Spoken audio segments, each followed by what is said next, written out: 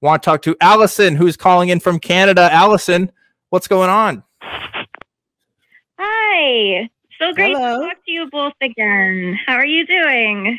Doing good, Allison. How about yourself? I'm having a way better day today, I gotta say, which is awesome. Great. So I called in before and I talked to you, Mandisa, and I was just, the objective of my call really was to ask about activism and how to get involved with that and how to start like an organization similar to Black non-believers, but for Indigenous people like myself, you know? Yes. So let me just say that getting involved as an activist can be kind of easy to get into, but it can be very, very, I just want you to go and I want you to go into it and understand that it is a long road. It is often going to be very frustrating. It can be challenging. You may run into a bunch of speed bumps along the road. It is something that you will consider, you know, the level of dedication and time that you have. So you're based in Canada, correct? I am, yep. Okay, so the best thing, social media has been one of the greatest tools that we've had. Sometimes it can be a bit of a curse if you believe in that, you know, quote unquote. Yeah. But you know, social media is really, really a great way to generate interest for a group like yours, for Indigenous non-believers.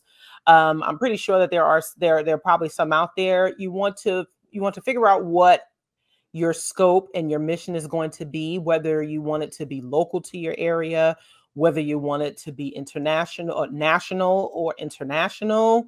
I really think that it is going to be important for you to gain or glean the interest of other people, because you will need a team. You will need to find other people who are interested in starting an organization. You also should look up what the process is for starting a nonprofit organization in your province or in wherever you are located in Canada, because the rules might be different from the United States.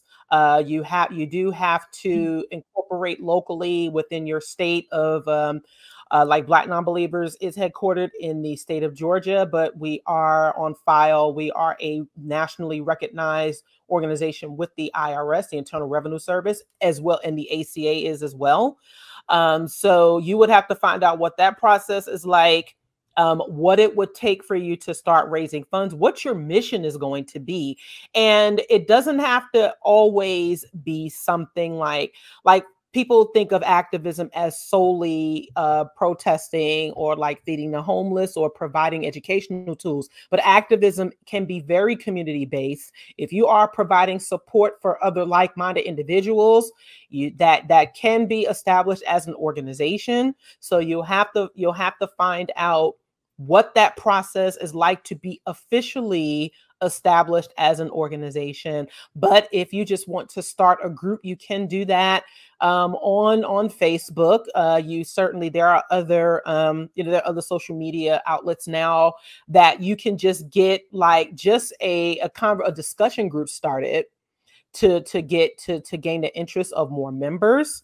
If you are interested in whether or not you are into like podcasting or other avenues, and it's a lot. I will tell you, it's a lot to consider, and which means that again, this is where a team comes into place for really getting something like this together.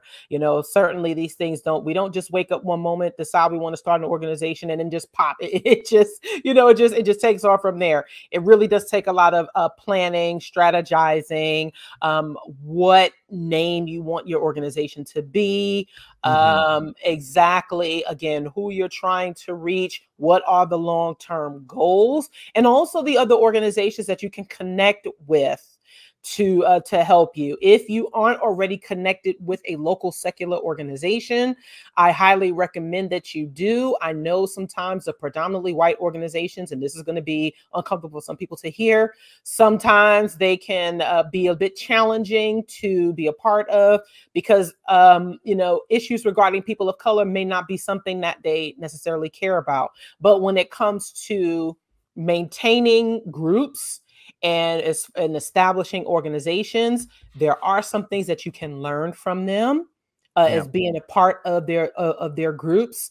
You don't just want to go off without doing your homework.